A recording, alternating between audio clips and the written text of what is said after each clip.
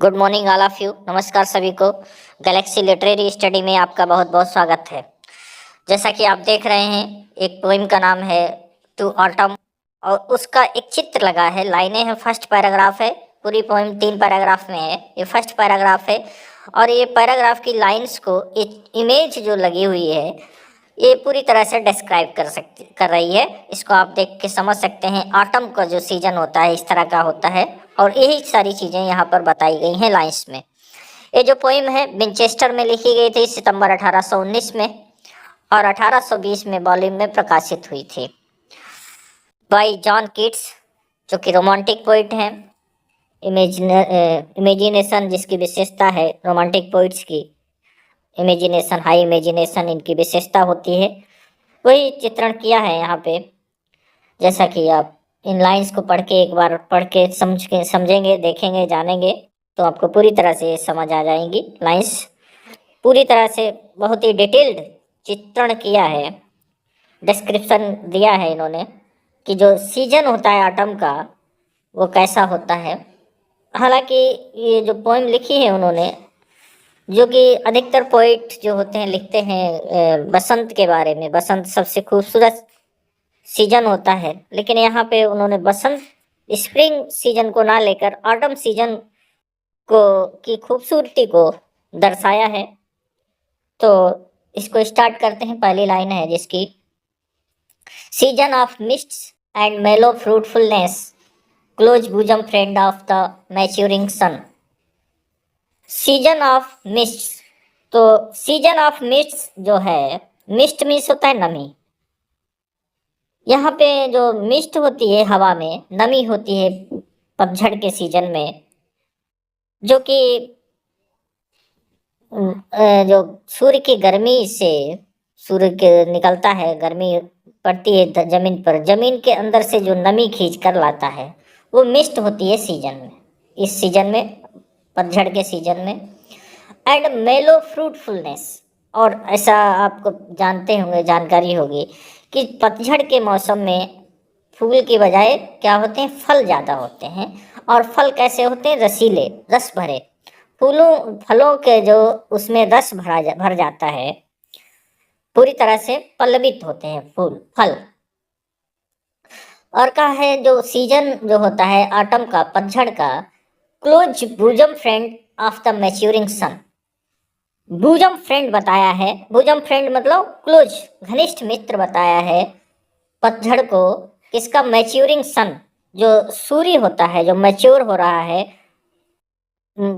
जैसे कि सूर्य जो होता है मैच्योर हो जाता है, बूढ़ा हो रहा है, मतलब पूरे अपने युवावस्था में होता है सूर्य, तो मैच्योर उसको कहा है। मैच्योरिंग सन का जो फ्रेंड है वो ऑटम है, पतझड़ है। पतझड़ के मौसम में सूर्य अच्छी पूरी तरह से स्वच्छंद रोशनी देता है, तो इसलिए उसने मैच्योरिंग सन कहा है। मैच्योरिंग मतलब होता है ग्रोइंग या युवावस्था को प्राप्त करने वाला, उसका फ्रेंड है पतझड़। Conspiring with him how to load the bless, load and bless. अब पतझड़ में होता क्या है, अधिकतर जो फूल तो कम ही होते हैं, बहुत लेट खिलने वाले फूल बचते हैं, फल आ जाते हैं अधिकतर। तो फलों में क्या होता है, जूस भरना। पतझड़ का काम क्या है, फलों को पल्लवित करना। तो कंस्पायरिंग का मतलब यहाँ पे योजना बनाना, कॉपरेट करना। यहाँ पे जैसे पतझड़ जो है सूर्य के साथ योजना बनाकर या कंस्पायरिंग करके, कॉपरेट करके क्या करता है, फलों में लोड करता है, रस को भरता है। Conspiring with him how to load and bless, कैसे लोड किया जाए, ब्लेस किया जाए फलों को। विद फ्रूट, फलों से, पेड़ हैं उनपे फलों को कैसे लोड किया जाए, उनको फलों से कैसे पल्लवित किया जाए, यह योजना बनाता है पतझड़ सूर्य के साथ मिल करके। विद फ्रूट द बाइंस, बाइंस लताएं जो होती हैं उनको कैसे पल्लवित किया जाए, उसमें कैसे फल लाए जाएं। That round the thatch eaves run, thatch eaves run, जो लताएं होती हैं, जैसे कि ये छप्पर है, छप्पर की जो किनारे वाली है, किनारा है, इसके किनारे जो लताएं हैं, पौड़ने वाली बेल जिसे कहते हैं, वो किनारों पे लटकी हुई होती है, जैसा कि इसमें देख सकते हैं चित्र में। उसमें जो लताएं हैं, पौड़ने वाले जो बांस हैं, उन पे जो जैसे कि अंगूर की बेल जिसे बोलते हैं, उसमें फल कैसे लाए जाए, इसकी योजना बनाता है सूर्य। तो यहाँ पे कहने का मतलब है कि सूर्य से मिलकर के पतझड़ इनमें जो लताएं हैं, पेड़ हैं, उनमें फल उगाता है, फल पल्लवित करता है। और इससे क्या होता है, टू बेंड विथ एप्पल्स। और जब फल आते हैं, जैसे कि किसी भी पेड़ में फल आते हैं, जैसे एप्पल्स हैं, सेब हैं, सेबों से भर जाता है पेड़, तो क्या होता है, उसकी लताएं जो ब्रांचेज हैं वो झुक जाती हैं। The mossed cottage trees, mossed, moss जो होता है, जैसे काई जम जाती है ना पेड़ों पे, जो पेड़ों पे तने पे जो काई जम जाती है, उसको बताया है कॉटेज ट्रीज। कॉटेज ट्रीज पेड़ों में जो पेड़ों के तने पे काई जमी हुई, ये तने हैं, उन पे काई जमी हुई है, और उनकी जो लताएं हैं वो फलों से पल्लवित हैं, और ये झुक जाती हैं। कॉटेज ट्रीज, कॉटेज जैसे झोपड़ी होती है, उसके पास में लगे हुए पेड़। एंड फिल ऑल फ्रूट, और इसके साथ ही फल तो लगते हैं, फलों के साथ फलों में क्या होता है, भर जाता है। विद राइपनेस, पक जाते हैं, राइपनेस से भर देता है। जैसे कि अंगूर के हैं, इसके कोई भी फल होता है, उनमें रस भर जाता है। टू द कोर, कोर मतलब पूरी तरह से, किनारे तक पूरी तरह से इनमें रस भर देता है पतझड़ फलों में। To swell the gourd, swell फूलना होता है, जैसे सूजन कहते हैं स्वेलिंग, तो स्वेल पूरी तरह से फूल जाती है। गॉड जैसे लौकी, कद्दू होता है। Plum, and plump the hazel shells, plump develop करना, हैजल सेल्स जैसे कि हैजल नट्स होती हैं, जिसकी जो बाहरी सतह होती है कठोर होती है, जो बाहरी सतह कठोर होती है वो फूल जाती है, अंदर उसमें जो गूदा है, रस है, वो भर जाता है। प्लम्प पल्लवित होना, भर जाना अंदर, जो वो कठोर हो जाती है, कठोर उसको भी भर दे, कठोरता बना देता है, अंदर रस भर जाता है। With a sweet kernel, kernel means जो सेल जो होता है बाहरी हिस्सा, जैसे कि जो जैसे कि आप मान लो नारियल होता है, नारियल का जो बाहरी हिस्सा होता है कठोर सेल जिसे बोलते हैं। कर्नल जो अंदरूनी हिस्सा होता है, स्वीट कर्नल, उस जैसे कि इसमें हैजल नट होता है, उसमें कर्नल जो होता है अंदरी भाग, वो मिठास से भर जाता है। और इसके साथ ही ये फलों के बारे में बताया है। उसके बाद बताया है टू सेट बुडिंग मोर, बडिंग मोर जैसे कि कुछ फल फूल होते हैं वो देर से खिलते हैं, तो फूल भी कुछ खिलते हैं, बुडिंग मोर फूलों की पंखड़ियाँ खिलती हैं। एंड स्टिल मोर, और ज़्यादा खिलती हैं। Letter flowers for the bees, जो देर से आने वाले फूल हैं वो भी खिलते हैं, काहे के लिए, बीज के लिए, मधुमक्खियों के लिए, उन पर मधुमक्खियाँ बैठती हैं। Until they think warm days will never cease, और जब फूल खिले हुए हैं और उनमें जो मिठास है, उनको गंध से या जैसे भी है मक्खियाँ, मधुमक्खियाँ आती हैं और उसको रस को चूसती हैं, और इतना चूसती हैं कि वो पूरी तरह से संतुष्ट हो जाती हैं, और उन्हें लगता है कि अब तो ये ख़त्म ही नहीं होने वाला है लगातार, मतलब ओवरफेड, ऐसा लगने लगता है कि ये जो वार्म डेज हैं इस तरह के कभी ख़त्म ही नहीं होंगे, इतना रस भरा होता है इस सीजन में। For summer has overbrimmed their clammy cells, क्योंकि समर के मौसम ने, गर्मी के मौसम ने ओवरब्रिम्ड, ओवरब्रिम्ड मतलब जो ऊपरी किनारे तक भर दिया है, देयर क्लैमी सेल्स, जो सेल्स के अंदर जो क्लेमी चिपचिपा पदार्थ होता है जैसे कि शहद होता है, उससे उनको भर दिया है। स्टिकी, जैसे बेट sticky cell, honeycomb, honeycomb cell जिसको जैसे कि मधुमक्खी का छत्ता, हनीकॉम, उसको भर देता है ये गर्मी के सीजन गर्मी के सीजन क्योंकि इससे पहले रहा होता है, तो ये पूरी तरह से भर देता है। मधुमक्खी के छत्ते पूरी तरह से भर जाते हैं और उन्हें लगता है मधुमक्खियों को ये कभी ख़त्म ही नहीं होने वाला है। तो इस तरह का ये सीजन है। पूरा पैराग्राफ देख सकते हैं कि सारे फल आ गए हैं, रस भरा हुआ है, मधुमक्खियाँ भी खूब सेटिस्फाइड हैं पूरी तरह से। तो ये है पैराग्राफ, पूरी तरह से समझ गए होंगे, हमें अंदाजा है आपसे। और अगले पैराग्राफ में और सारी चीज़ें डिटेल में बताई गई हैं, उनको देखते हैं। अगले पैराग्राफ में जैसा कि देख रहे होंगे 3 चित्र दिखाए गए हैं, इनको एक एक करके देखते हैं। ये लाइंस में आए हैं, पूरी तरह से डिस्क्राइब कर रहा है चित्र इन लाइंस को। हु हैथ नॉट सीन थी ऑफ्ट एमिड दाई स्टोर, किसने नहीं देखा होगा। समटाइम्स हुएवर सीक्स अब्रॉड में फाइंड, जो भी अगर मान लो समटाइम्स कभी कभी हुएवर कोई भी सीक्स अब्रॉड कहीं बाहर जाता है घूमने पतझड़ के मौसम में फाइंड देख सकता है। क्या देख सकता है? अमिड दाई स्टोर। दाई स्टोर जैसे कि यहाँ पे पतझड़ को एक किसान के रूप में प्रेजेंट किया है। जैसे कि किसान अपने किसी फर्श पे जहाँ अनाज पड़ा हुआ है वहाँ लेटा हुआ है, तो उस तरह से तुमको देख सकता है। पतझड़ जो है किसान के रूप में रिप्रेजेंट किया है कि तुमको वहाँ फसल के स्टोर जो है, फसल अनाज का स्टोर है, वहाँ पे तुमको लेटा हुआ देख सकता है। कोई भी जो इधर उधर पतझड़ के मौसम में जाता है बाहर देखता है।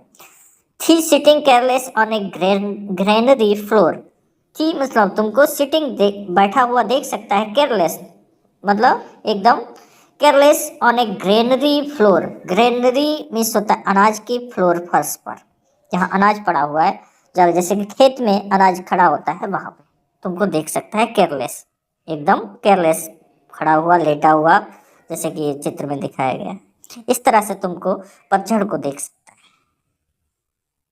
Thy hair soft lifted by the winnowing wind, तुम्हारे जो बाल हैं किसान के जैसे बाल होते हैं वो उड़ते हैं हवा में, जैसे ऐसी हवा। विनोइंग विंड का मतलब जो होता है जिस अनाज में जो खली या भूसा जो होता है, गेहूं का अनाज जैसे भूसा होता है, वो हवा चलती है तो वो उसे अलग, छिलका जिसे कहते हैं, वो अलग हो जाता है, अनाज अलग हो जाता है। तो विनोइंग विंड जो अनाज को और उसके छिलकों को अलग करती है, वो वाली विंड, उसमें बैठा हुआ तुमको देख सकता है कोई भी। और जब तुमको बैठा हुआ देखता है तो तुम्हारे बाल जो हैं वाइट सॉफ्ट बाल हैं, वो हेयर हैं, वो तुम्हारे उड़ रहे हैं। और दूसरा चित्र, और on A half ripped furrow sound sleep asleep, तो एक तो तुम्हें अनाज की ग्रेनरी फ्लोर पे देख सकता है, या कोई ऐसा किसान जो फसल काटते काटते थक गया है और वो उसे नींद आ रही है, तो वो लेट जाता है। तो लेट जाता है, उसे नींद आने लगती है। तो इस आधा कटा हुआ खेत है फसल का, तो उस तरह से तुमको देख सकता है। वहाँ पे वो लिखा है और on A half ripped furrow. Half furrow means एक लाइन जैसे की होती है जहाँ बीज बोया जाता है, तो उस फ्यूरो में हाफ रिप्ड जो आधी कटी हुई है, आधा अनाज कटा हुआ है, उस वहाँ पर तुमको देख सकता है साउंड स्लीप, सोते हुए, साउंड अस्लीप, अच्छी तरह से गहरी नींद में सोते हुए तुमको देख सकता है, पतझड़ को देख सकता है। Drowsed with the fume of poppies, drowsed नींद आना, ऊँघना, विद द फ्यूम गंध से ऑफ पॉपीज। पॉपीज एक पौधा होता है जिससे कि अफीम बनती है, जो अफीम का पौधा है उसे पॉपीज कहते हैं। उसकी गंध से, गंध में नशा होगा, जैसे कि अफीम में नशा होता है, उसकी गंध से उसको नींद आ जाती है। वाइल दाई हुक जो हसिया होता है, जैसे कि हाथ में इसके है ऊपर वाले चित्र में जो हुक है, हसिया है जिससे फसल काटता है। स्पेयर्स द नेक्स्ट स्वैथ, स्पेयर्स छोड़ दिया है जिसने, नेक्स्ट स्वैथ, स्वैथ जैसे एक लाइन से काट रहा है तो अगली लाइन को जो काटने की लाइन में लगी हुई है, काटना था जिससे, स्वैथ को, उसको जो छूटी हुई है अभी कटनी है। And all its twined flowers, twined flowers जैसे कि कुछ बेल होती हैं ये अनाज के चारों ओर लपटी रहती हैं। ट्विन फ्लावर्स, उसमें फूल लग जाते हैं, जैसे बेल लपेटी होती है किसी पेड़ को, वो भी अनकट है, मतलब कटे नहीं हुए हैं वो, लेकिन किसान सो रहा है, वहां पे तुमको देखा जा सकता है। And sometimes like a gleaner thou dost keep. Gleaner क्या होता है, जो जैसे कि फसल कट गई और फसल कटने के बाद कुछ फसल उठा ली और कुछ ऐसे छूट जाते हैं, जैसे कि कुछ छूट गई तो उसको बीनता है कोई, उसको ग्लीनर कहते हैं। छूटे हुए अनाज को बीनने वाला, उठाने वाला। तो उसके रूप में भी तुमको देखा जा सकता है, पतझड़ को देखा जा सकता है। Gleaner thou dost keep. और जो उसने क्या किया है, ग्लीनर ने उस फसल को बीना और अपने सर पे रख लिया, और सर पे रख के वो लेके चलता है। जस्ट कीप स्टीडी दाई लेडन हेड अक्रॉस ए ब्रूक। स्टीडी, तीव्र गति से, दाई लेडन हेड, लेडन मतलब उस पे सर पे रख के, लोड, लेडन मतलब लोड, सर पे रख के उस अनाज के गट्ठर को रख के वो आगे चलता है। किससे? अक्रॉस ए ब्रूक, एक झरना है छोटा सा, उसको पार करते हुए आगे बढ़ता है। तो वहां पे तुमको देखा जा सकता है, जैसे कि दूसरे चित्र में। और by a cider press. Cider press जैसे कि एक मशीन होती है जिससे जूस निकाला जाता है किसी सेब का या किसी फल का। तो वहां पे तुमको देखा जा सकता है विद पैशंस लुक, बड़े धैर्य के साथ वो बैठा हुआ है, जो सीडर प्रेसर जो है, जूस निकालने वाला, वहां पे बैठा हुआ है और जूस निकल रहा है। Thou watchest the last oozings hours by hours, जहां पे जूस निकल रहा है। तो जूस जब टपक रहा है बूंद बूंद करके, ओजिंग मतलब बूंद बूंद करके गिरना, और तुम उसको देख रहे हो, वो जो सीडर ड्रेसर है उसको देख रहा है आवर बाई आवर, हर घंटे, और हर घंटे बूंद बूंद गिरते हुए उस जूस को देख रहा है। तो वहां पे तुमको देखा जा सकता है, या कह सकते हैं पूरे चित्र में, ये जो चित्र बनाए हैं तीन, ये पतझड़ के हैं। ये पतझड़ के मौसम में ऐसा होता है। ये पतझड़ को रिप्रेजेंट करते हैं तीनों चित्र। ऐसे सीजन जैसे कि ग्रैंडरी वाला, और ये ग्रीनर वाला, और ये सीडर प्रेशर वाला सीन जो है, ये पतझड़ के मौसम में होते हैं। ये आपको मतलब ऑटम को रिप्रेजेंट करता है। ये लास्ट पैराग्राफ है, तीसरा पैराग्राफ। ये पूरी पोएम 3 पैराग्राफ में 11 लाइन की 33 लाइन है। और इसकी राइम स्कीम देख सकते हैं, A B C D E D C C E. ये राइम स्कीम है पोएम की, हर पैराग्राफ की। इसमें देखते हैं क्या है। Where are the songs of spring. Poet पूछता है ऑटम से कि भाई जो स्प्रिंग के, बसंत के सीजन के जो सॉन्ग्स होते हैं, जिसमें पक्षी गाते हैं, मधुर ध्वनियाँ सुनाई पड़ती हैं, वो कहाँ हैं। वेयर आर दे, अरे वो कहाँ गए। जो स्प्रिंग सीजन के म्यूजिक होता है, संगीत होता है, वो नहीं यहाँ पे है। Think not of them. और फिर कहता है, पहले पूछा भी और फिर कहता है नहीं, उनके बारे में मत सोचो, उनके बारे में, बसंत के मौसम के बारे में मत सोचो। Thou hast thy music too, तुम्हारा अपना भी खुद का म्यूजिक है। मतलब पतझड़ के मौसम में भी एक अलग तरह का म्यूजिक होता है। वो कौन कौन से म्यूजिक होते हैं, इसके बारे में इस पैराग्राफ में बताया है। क्या सुंदर होता है, क्या खूबसूरत होता है, इसके बारे में बताया है। वाइल बेयर्ड क्लाउड्स, बेयर्ड मतलब यहाँ पे क्लाउड्स होते हैं, बादल होते हैं, वो बेयर्ड होते हैं, खाली मतलब वहाँ पे कोई बरसाती वाले वो नहीं होते हैं, एकदम साफ बादल होते हैं। Bloomed soft dying day, bloomed पल्लवित होते हैं, ब्लूमिंग जैसे फूल खिलते हैं वैसे ही।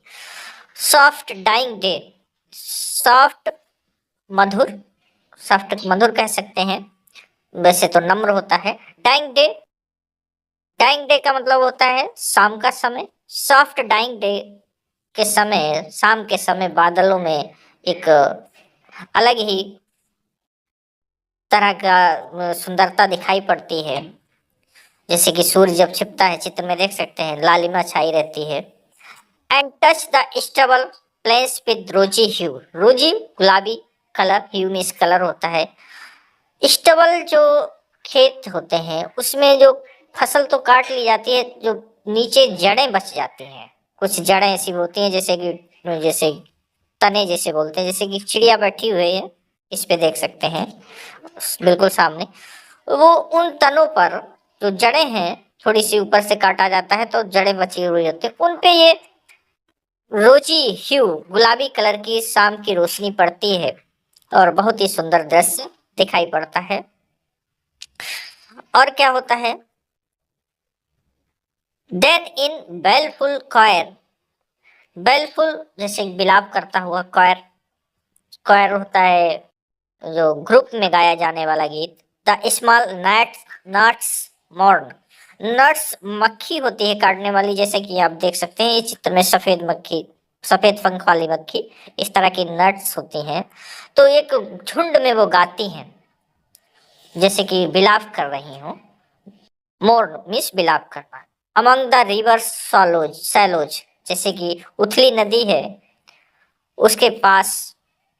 बोर्न अलाफ्ट, और वो जब झुंड में गा रही हैं तो हवा चलती है, बोर्न अलाफ्ट उठा ले तो वो ऊपर उठ जाती हैं, और सिंकिंग या नीचे गिर जाती हैं। As the light wind lives और डाइज, जैसे कि हल्की हवा, लाइव्स मतलब जीवित हो जाती है और मर जाती है। जीवित हो जाती है, मर जाती है, मतलब कभी हल्की हवा आती है मतलब लाइव, और कम हो जाती है, बंद हो जाती है तो डाइज। जब हल्की हवा आती है, चलती है, तो ये मक्खियों का झुंड है ऊपर नीचे उड़ता है, गाता है। ये मधुर आप संगीत, इनका जो बिलाप का संगीत आप सुन सकते हैं पतझड़ के मौसम में। और क्या है, एंड फुल ग्रोन लैम्प्स।